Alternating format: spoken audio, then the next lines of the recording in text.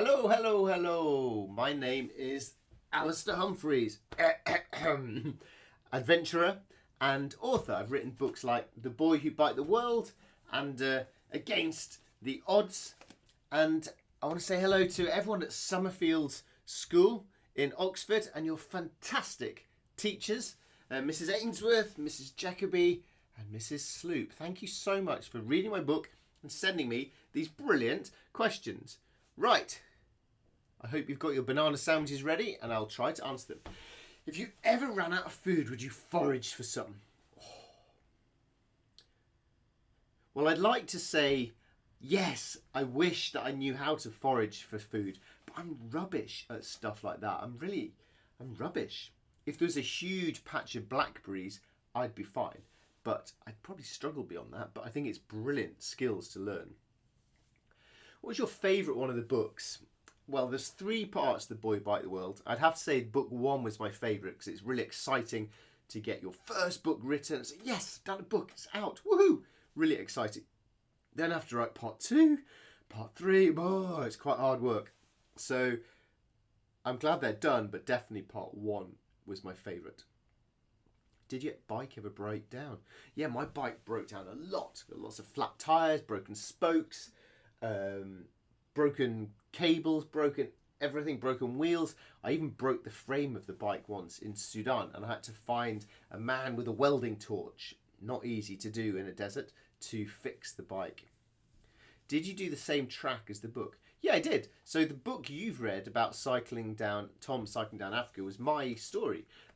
When I finished university just down the road from you, I was training to be a teacher at St John's College in Oxford, just down the road from where you guys are, when I was planning this adventure.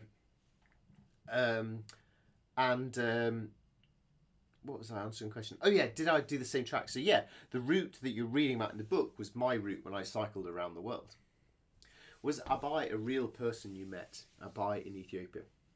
So this is interesting because I've just said that the book was a true version of me cycling around the world, and it went to all the same places, and the major things that happened were the same things that happened to me. But I had to try and turn 4 years of adventures into quite short books.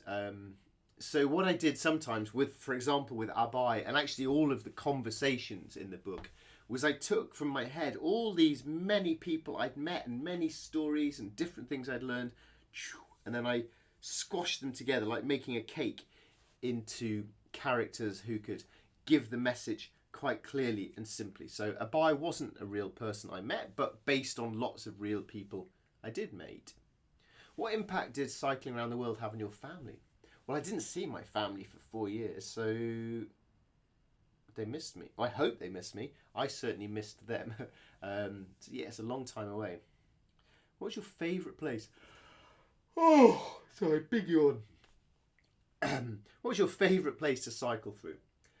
I get asked this question so often, and I seem to give different answers every single time. So today's answer is going to be, I've got a map of the world up on my ceiling here. Let me have a look.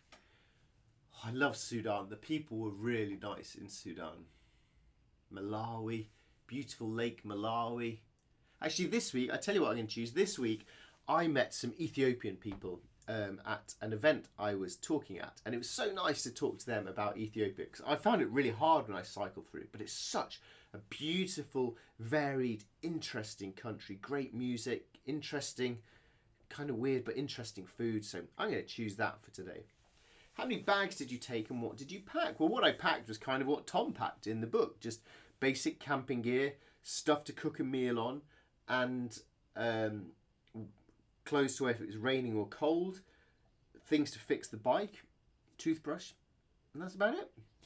So I had 2 bags on the front wheels of the bike called panniers, 2 wheels on the back, 2 bags on the back wheels, and then I'd strap my tent onto the back of the bike, and then at the front of the bike I'd have a little bag on the handlebars that I could keep things in, like sun cream and my camera and money and things like that. Did you see anyone you knew? Most of the time I was on my own around the world, but I did get visited a few times by some friends, and that was really nice. And actually once or twice, was it? Well, I can remember once, for example, by complete chance, I was in Bolivia in the mountains in South America, and I walked around the corner and boom, I walked into a friend of mine from school back in England. So that was pretty cool. Where did you get the inspiration to cycle the world? Well, today is World Book Day, and I got my inspiration to cycle the world from reading books. If you see here where I work, I've got loads and loads of books. Reading stories was what inspired me. I've written a book similar to this called Great Adventurers, and Great Adventurers is about the people who inspired me to have my own adventures. What did you do when you weren't cycling? Mostly slept and ate. It was a pretty simple life of cycle, eat, sleep, repeat. Cycle, eat, sleep, repeat. What challenges did you encounter in the desert?